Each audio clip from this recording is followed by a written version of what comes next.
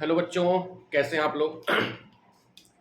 काफ़ी दिनों के बाद बीएससी थर्ड ईयर का ग्रेविमेट्रिक एनालिसिस चैप्टर चल रहा था, जिसमें मैं 3 वीडियो बना चुका हूं। को प्रेसिपिटेशन तक प्लेलिस्ट में जाएंगे तो आपको ग्रेविमेट्रिक एनालिसिस पूरा मिल जाएगा।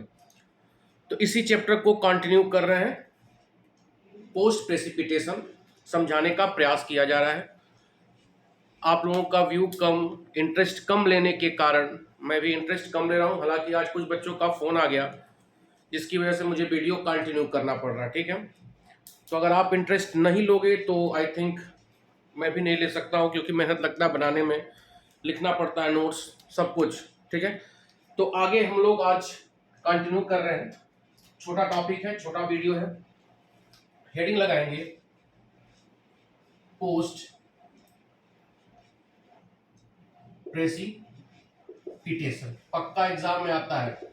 को प्रेसिपिटेशन और पोस्ट प्रेसिपिटेशन लिखने के लिए एग्जाम में आता ही है। ठीक है, ग्रामेट्रिक एनालिसिस से यह एक टॉपिक, 2 टॉपिक और एस्टिमेशन ऑफ बेरियम सल्फेट, यह 2 टॉपिक तो पक्का गोरखपुर विश्वविद्यालय और सिद्धार्थ विश्वविद्यालय में लिखने के लिए आना ही है। ठीक है, तो पोस्ट प्रेसिपिटेशन समझेंगे। जैसे मान लो आप 2 चीज तो जान ही रहे हो। एक होता है एनालाइट, शुरू के लेक्चर में बताया हो, और दूसरा क्या होता है प्रेसिपिटेटिंग एजेंट। तो जो पीपीटी बनता है, इस पीपीटी में एनालाइट एनालाइट होता है, आयन ऑफ एनालाइट होता है, ये आप जान रहे हो। तो अब थोड़ा ध्यान देना। जैसे मान लो यह बीकर कोई है, समझने का प्रयास करो। यह बीकर है।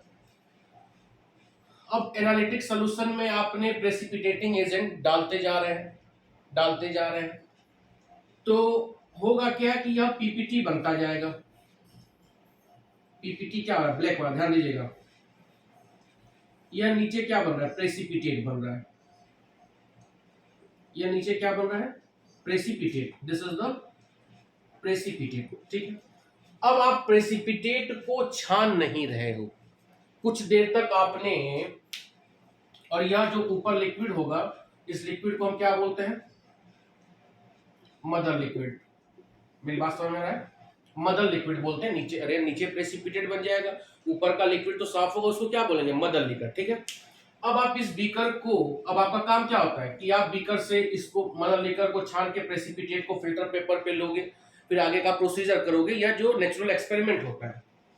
लेकिन आपने क्या किया कि इस प्रेसिपिटेट को छाना नहीं, फिल्टर आउट नहीं किया, आपने कुछ देर तक उसको छोड़ दिया। तो छोड़ने के तत्पश्चात क्या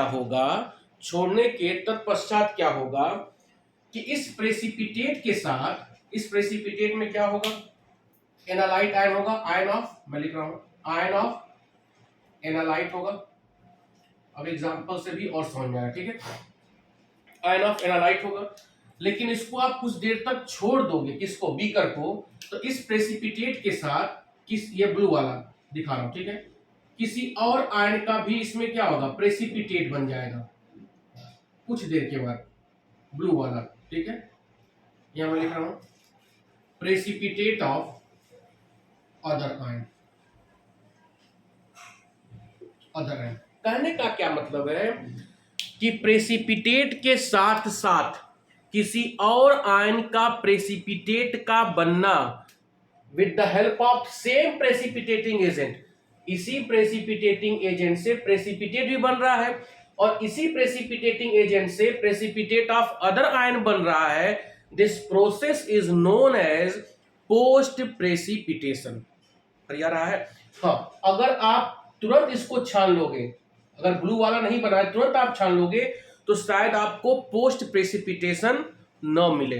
इसका मतलब पोस्ट प्रेसिपिटेशन आपके हाथ में है। आप चाहते हैं कि प्रेसिपिटेट हमको प्योर प्राप्त हो, तो आप कुछ ही देर के बाद छान लोगे, तो आपको यह पोस्ट प्रेसिपिटेशन वाली बीमारी नहीं मिलेगी। मतलब को प्रेसिपिटेशन तो डेंजरस है आपके रिजल्ट के लिए, लेकिन पोस्ट प्रेसिपिटेशन में अगर आप प्रिकॉशन और थोड़ा सिस्टमेटिक ढंग से कर रहे हो, तो आपको यह बीमारी, आपको नहीं, मतलब आपके प्रैक्टिकल में नहीं लगेगी। ठीक है, अब जैसे एग्जांपल की बात मैं कर रहा हूं, एग्जाम्पल की बात मैं कर रहा हूं। अब precipitate of calcium oxalate is form. Precipitate of calcium oxalate is form बनेगा। अब आपने क्या किया, प्रेसिपिटेट को कुछ देर तक, हिंदी में समझो, कुछ देर तक आपने छोड़ दिया, ठीक है। पीपीटी बन चुका है कैल्शियम ऑक्सलेट का। अब आप लैब में पीपीटी बन चुका, चले गए दोस्त के साथ चाय पीने, आधा घंटे बाद खूब मस्ती उस्ती करके आ रहे हो, इंजॉय करके आ रहे हो, चलो यार बन तो गया ये, बन तो गया है बेटा, लेकिन जैसे जैसे प्रेसिपिटेट हुआ कुछ देर तक छोड़वा बाबू लोगन, होगा का कि मैग्नीशियम आयन एक्टिवेट हो जाएगा इसके अंदर, मैग्नीशियम आयन एक्टिवेट हो जाएगा और वह magnesium ion form PPT of magnesium oxalate. Is that clear? Magnesium oxalate.